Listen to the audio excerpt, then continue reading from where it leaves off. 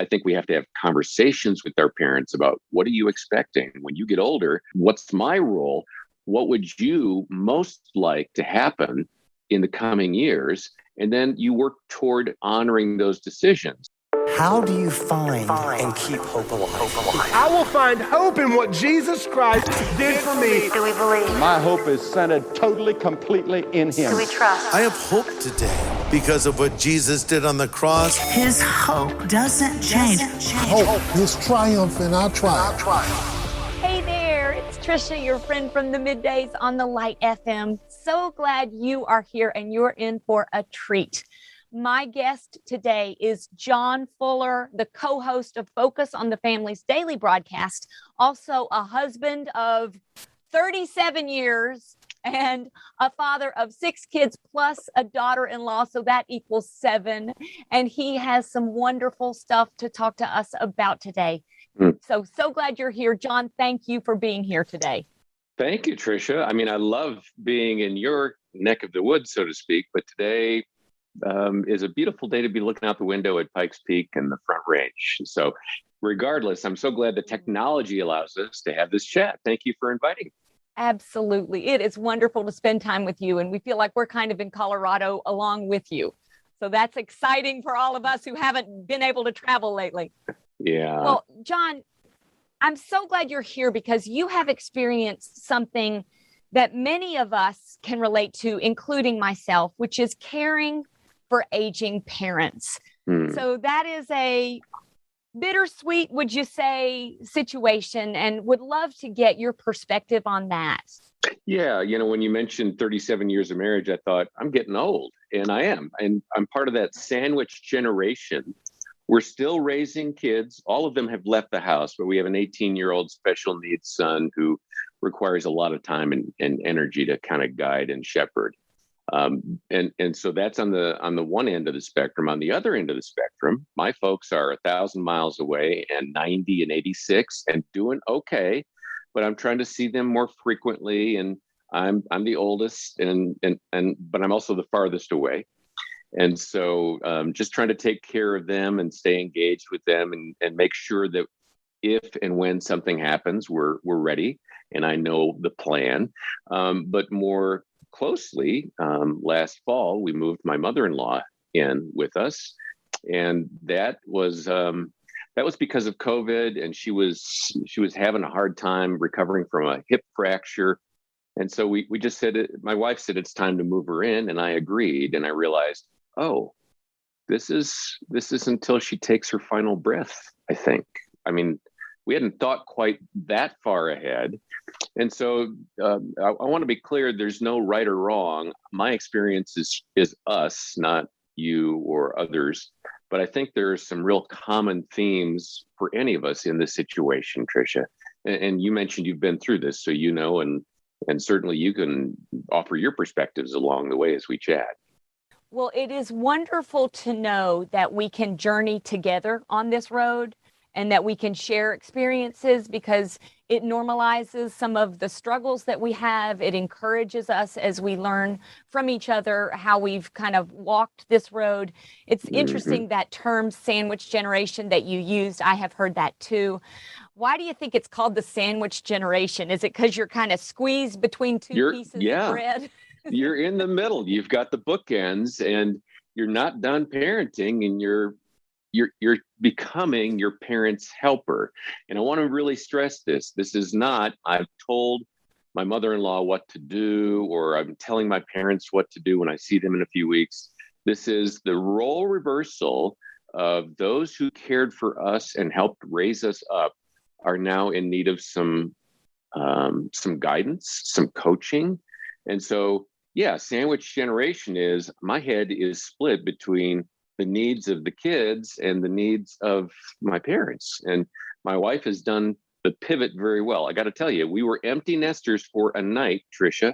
I mean, empty nesters for one night. My youngest daughter had bounced back in for a year, along with a sister. They both lived out of the house. They came in. I said, time out. We need some space. You and your dogs are going to have to move out. And so they did. And one night we were empty nesters. My daughter moved out and we did what every couple does when you celebrate an empty nest. We moved furniture and cleaned up because the next day is when we moved my mother-in-law in. So still not having that empty nest syndrome affect us too deeply. And it's actually a joy because Dina's mom is, she's a strong believer and she's not a complainer. And she just is a delight to have in the house. Although there is some work and there are some sacrifices along the way, as you and others have experienced. Well, it's interesting that you say that. It does give us more opportunity to love directly, doesn't it? So there is a joy in that. But I think we can also go ahead and acknowledge, as much as we love them, that it is tough. It's challenging in its own way. Would you say that's true? Absolutely. There are sacrifices. I mean, I call it granny sitting. We were going to go off, this upcoming weekend, but our granny sitter daughter, who was going to help out with some of the care, got sick. And so we're canceling our plans because we have a mother-in-law to take care of. Dina's taking care of her mom. It is a really rich thing. And this is where I want to be careful. We've chosen to bring her in because we're in a spot in life where we can do that. We've got a room that's main level living so she can get around with her walker. And so we're displaced, but it's really a small thing. It's not a big deal. We got half the house. But there are routines that you develop. Now, her mom is 92, survived a fractured hip and COVID earlier this year. She says, I'm a tough old bird. And she is. But the rhythms are by 9, mom is up and Dina's got her morning going. And by 1, she's got her lunch and her midday pills and meds. By 6 o'clock, we're having family as a dinner, the 3 of us. By 8 o'clock, she's kind of starting the wind down process. And at 10, I do that little circuit that a lot of us do when we lock up the house, turn off the lights. And last night I just checked and I came up to Dina and I said, I think you're going to have to double check the oxygen. I don't think it's on right, the little tube. And so just that kind of constant supervision, it's not a burden, but it is something that kind of cuts in and defines time and space, much like it would for parents of a newborn. And I'm not trying to equate the two, but there are some similarities there in terms of don't want to leave her alone too long because she might fall. She has fallen before. She might need something. And we just want to make sure she's hydrated, that if she needs her oxygen, it's there. And so it's a beautiful opportunity for Dina to honor her mom and to serve her and to take care of her. And by extension, that's part of my ministry to her mom as well. I fill in the gaps and take over. And when Dina goes off for a weekend, tag, I'm it. It's all good. It's just different. And it's not necessarily what you envision, which is why it's so important to have the conversations before you get there. That is a great point, and I want to hear more about that. To kind of go to what God says about caring for our parents, tell us a little bit about how that's helped you. Yeah, well, in the role that you're in. Certainly. I mean, the scriptures are very clear, right? Starting with one of those early 10 commandment kind of things: honor your father and mother, and it'll go well with you. I mean, that's a very clear commandment, and I really believe Dina, my dear wife, is honoring her mom by bringing her into the home and taking care of her and just talking with her about, well, mom, yeah, you could send a check to that ministry that you saw on TV, but I've already ordered the book from the library. And so maybe you don't need to send them a donation right now. Maybe we can read the book and you can always send them a donation later. Just little guidance, things like that to help her mom kind of filter life and make decisions. I think it's pretty clear, James, and other passages, care for the widow, which Dina's mom is, and the orphan. And then I've just got to say, Tricia, the Lord has really impressed on me these past few years, particularly with our youngest son, just love him like I do. And I think that's a high bar, but that's a pretty clear mission statement. If I just love people like God loves them, I'm going to respect the Heavenly Father, and I'm going to take care of that person to the best of my ability, whatever that looks like. Maybe, the way I love my parents 1,000 miles away is I call them. frequently, and I'm going to go see him in a few weeks. And so I stay engaged as kind of a distant advisor. The way Dina shows the father's love to her mom is different. She makes sure she's got her meds, and she calls in the specialist if she needs. And she's like, "Hey, Mom, let's sit on the patio." And the way I do it is by slowing down and hearing stories and asking questions, small things, but show God's love to our parents. I mean, that's absolutely a command. We need to do that, whatever that looks like. And that's inspiring to remember that God has called us to do that. And he's promised us, as you mentioned, blessings when we do. And sometimes those come immediately and sometimes they come afterwards, but he does promise it. And we know that we will receive them because he promised them. I want to talk a little bit about the person who is engaging in these loving behaviors, but maybe their heart isn't there yet. Maybe they're struggling because of the sacrifices or the challenges or the concern or the anxiety, and they're struggling. They're doing the behaviors, but their heart maybe doesn't feel like it's in it. What might you suggest for someone who's going through that experience? I know that's a tough question, but I think it's one that we all kind of come up against. Well, I think, the question that we have to have is, what do you have for me today, Lord? Right? Like, your word is a lamp unto my feet. And from what I understand, in biblical days, that lamp was like a little thing, maybe the size of this coffee cup here I'm holding, and it maybe threw out a couple of feet of light. So it's just a step at a time. We make plans. I'm a planner. I like to have strategic, dates and actions in mind. But I also just hold my hands open every day and say, what do you have for me today, Lord?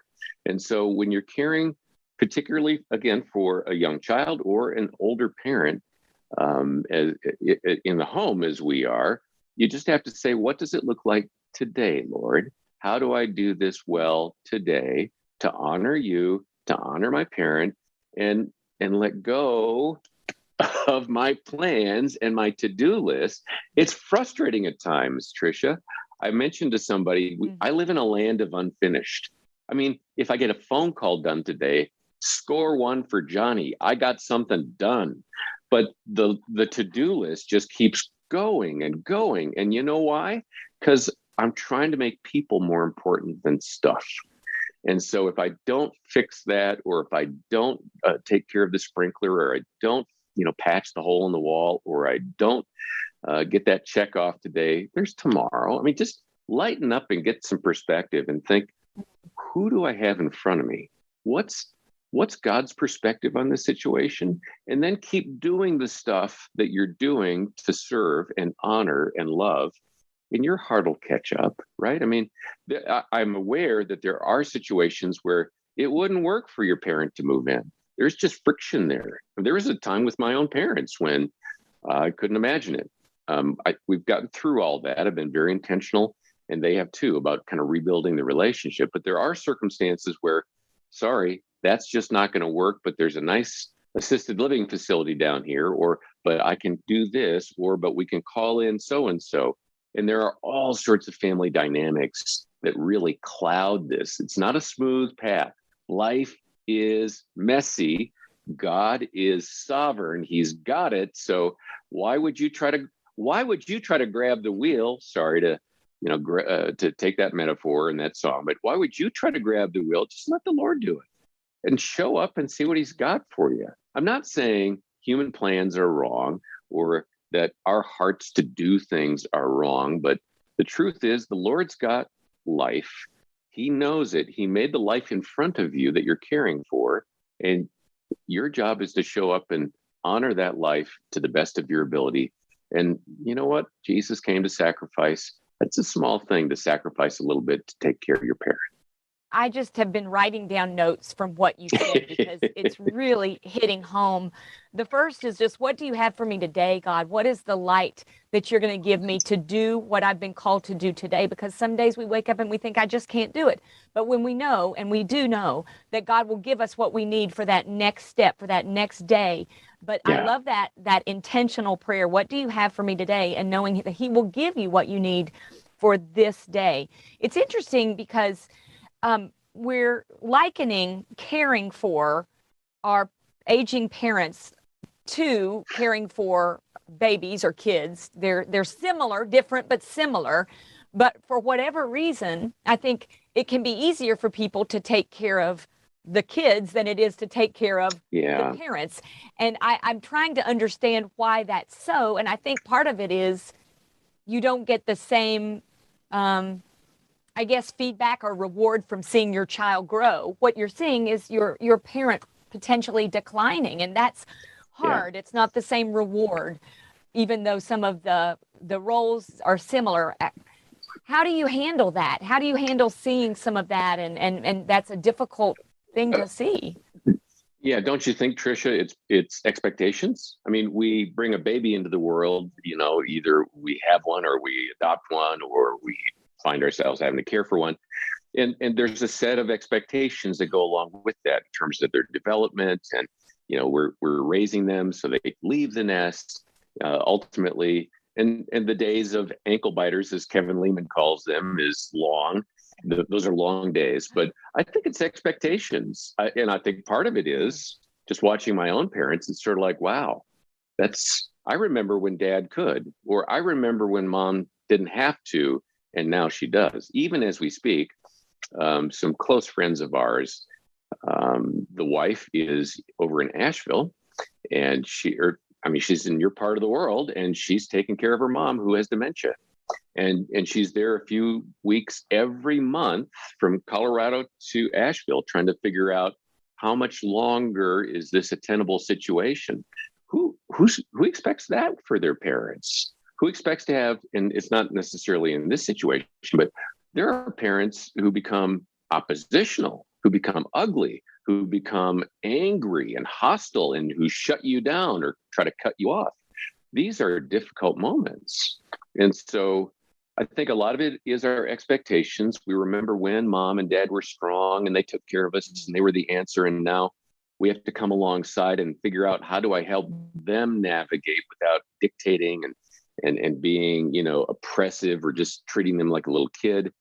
It's hard and it's murky waters. And who prepares for this? I mean, you prepare for babies, you paint the room, and oftentimes you got the reveal, and okay, it's going to be a pink room. What do you do when suddenly your parent has an accident and they aren't independent anymore? Are you ready for that? This is why I think we have to have conversations with our parents about, what are you expecting when you get older? What's my role? What would you most like to happen in the coming years? And then you work toward honoring those decisions. I mean, we didn't just willy-nilly say, hey, mom, you're moving in with us. We had to get her from Texas up here first to Colorado. And that was a series of conversations over time where Dina was saying, Mom, I think you're kind of a shut-in. I mean, nobody's coming to visit you. You're just basically living in your bedroom. Why don't you come up to Colorado, where we and the kids around us that we have here in town will come and visit you often. We'll be there every day. We found a place that's a mile away from our house. You'll be with other people. You're an extrovert. You want other people. And she did well until COVID. And so then we had to have the conversation, what about moving in? And she said, yes, I'll take that. I will move in with you rather than sit here isolated. And again, all of this has to do with expectations, right? It's not necessarily what we had planned, but it's okay. It's all good. God's got it. So with regard to that, do we try to let go of our expectations? Try to avoid having them? I love also what you said, starting these conversations early, I think is a wonderful thing. I think so much of the time we react to things instead of proactively thinking about them. And boy, you can save yourself a lot of heartache if you have conversations before things happen. Yeah. And that's why we've had broadcasts with Lisa Anderson and Dr. Gary Chapman and Lisa Anderson and Michelle Howe talking about their circumstances of aging parents and what that looked like. And we've got other resources at the Focus on the Family website for people. We even have counselors. If you're struggling with this, call us and let us talk you through some of the difficulties, because it is a gray area. I mean, most of us don't have older parents living in our home anymore. And that's because, they're in an assisted living facility, which is not necessarily bad, but that's actually what my parents are going to do. I mean, Dad's like, when you come up, I want you to meet the funeral director. So, and then maybe we can have time and I can show you the veterans home that I'm going to go to when I can't stay here anymore. He's got it mapped out. And Dina's mom didn't. She was a caregiver for an ailing husband for 7 years. And then about 7 or 8 years, she just kind of shrank. Her world shrank. And yeah, absolutely. What are we supposed to do? Take up our cross daily? I mean, I don't want to sound super spiritual. I'm not going to make it sound like it's just so easy. It's frustrating. There becomes friction sometimes between Dina and me. There are tense moments. I mean, when a 91-year-old mother-in-law in my home has COVID and we're not sure she's going to make it, it's kind of pins and needles. It's a matter of prayer. It's a matter of doing what we can. It's a matter of just releasing. And yeah, so die to self. I mean, this is not a big die to self. I'm not being persecuted for my faith. I'm not watching my family get, executed. It's not dark stuff, but it's really rich, even during the difficulties. And let me just say this, Tricia, my kids are part of this journey, right? So my youngest is kind of uncomfortable around his grandmother because she's frail. My 2 daughters in town, they often come over. One of them takes naps. She sleeps on the sofa or the bed while her grandmother takes a nap. It's kind of an unusual ministry, but it's a great ministry of presence. One of the other daughters comes over and paints grandma's nails on occasion. So those are small things. My daughter-in-law comes over and does her hair. These are small things, but they're all part of the journey. And they wouldn't get that opportunity to see end of life. How can it be? How can you model that well if we didn't have her mom in the home? So it's a good journey. Modeling it. Yeah, it's a good journey. But as you said, you got to let go of expectations. Well, and you also mentioned it. It's not like you said, being persecuted for your faith, but it is a daily death to self, in a sense. It's a daily choice to take care of someone before yourself. And that is a daily thing. And we need God's help to do that every day. But I love what you said. You're modeling. That's so encouraging to think that every sacrifice we make, taking care of our aging parents, we're modeling for the people around us, believers, non-believers, our kids. Yes. So that is so inspiring to remember that. That can give you some strength when you feel like you don't have the strength.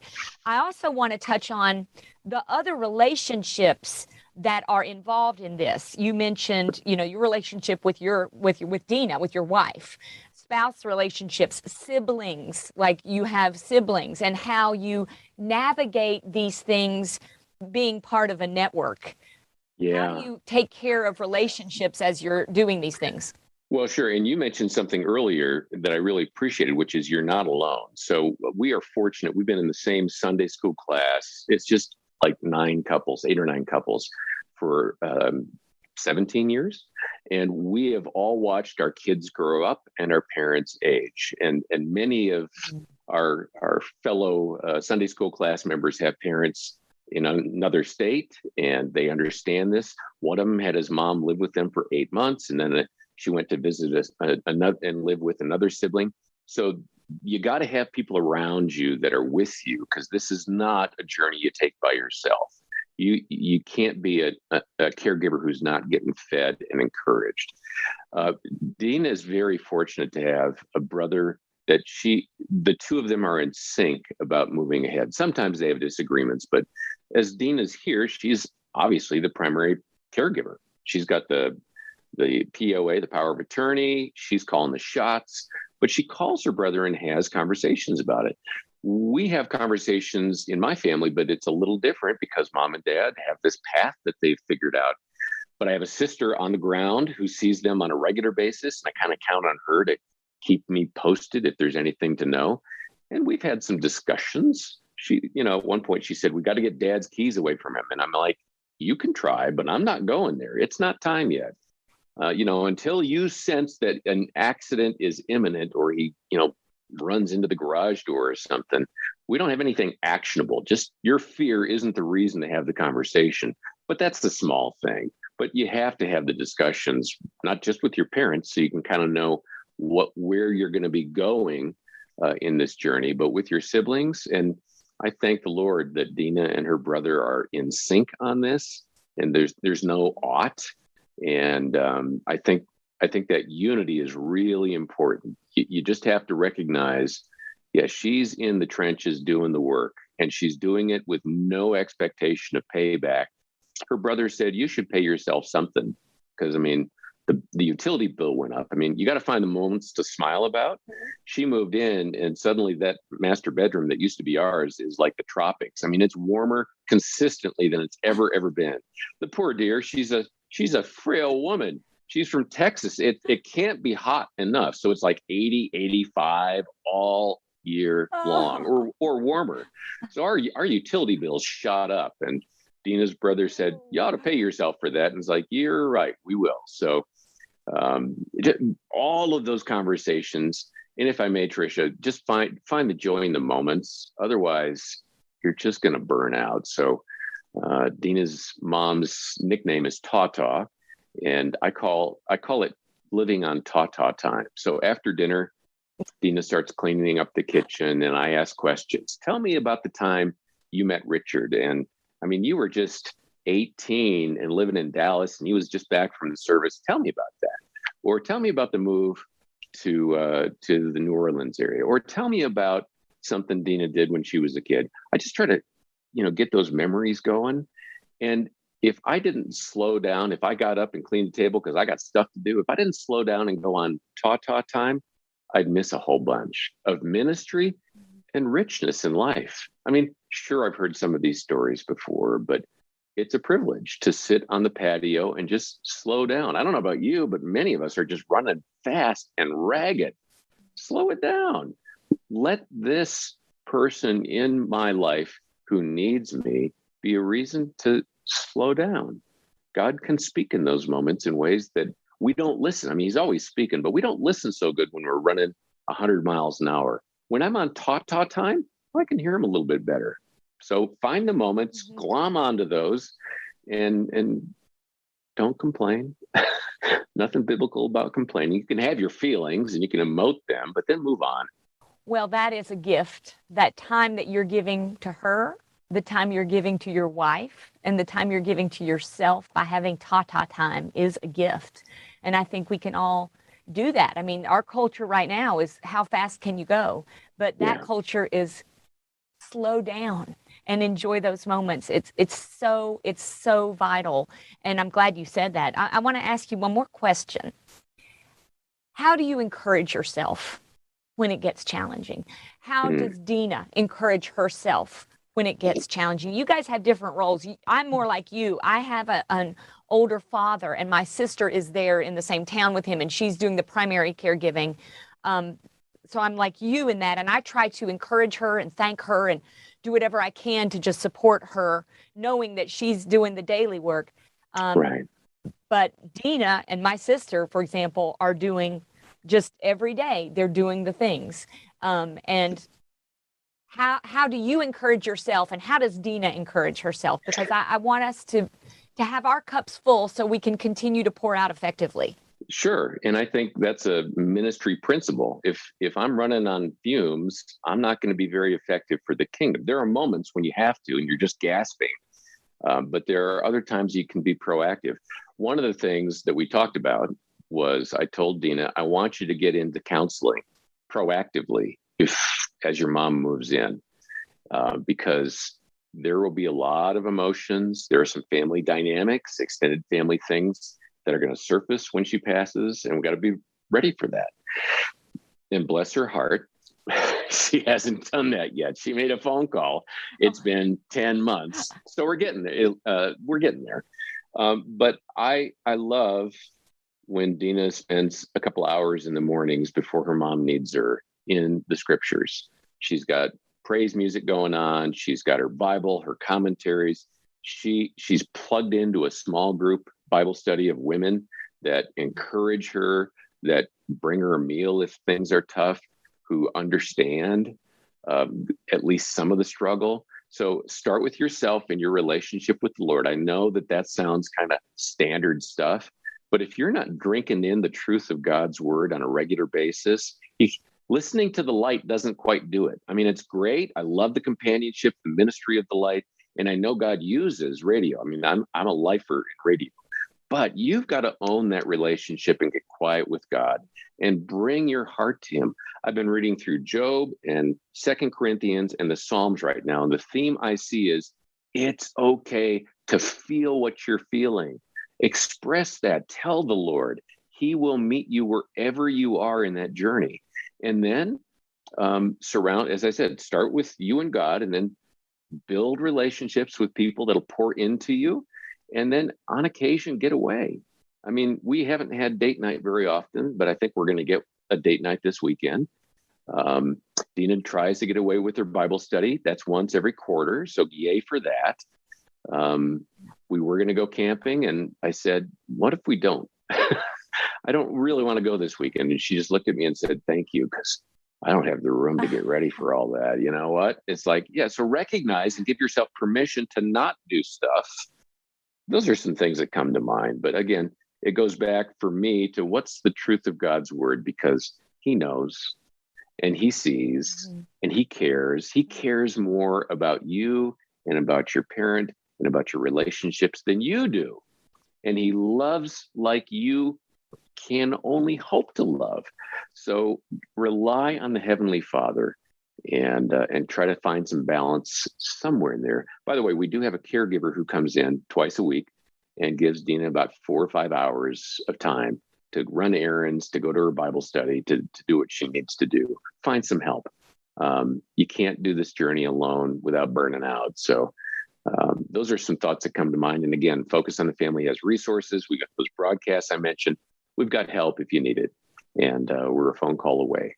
I'm taking away that it's not selfish to take the time to spend the time with God and spend the time doing what you need. It's actually how you're showing love to someone else by taking care of yourself. So then you can keep doing it.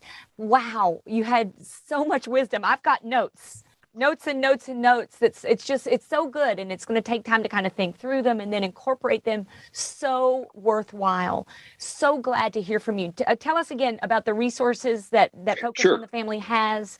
Yeah. If you go to focusonthefamily.com and just plug in search for aging parents, you'll find the broadcasts with Lisa Anderson that you can listen to or watch.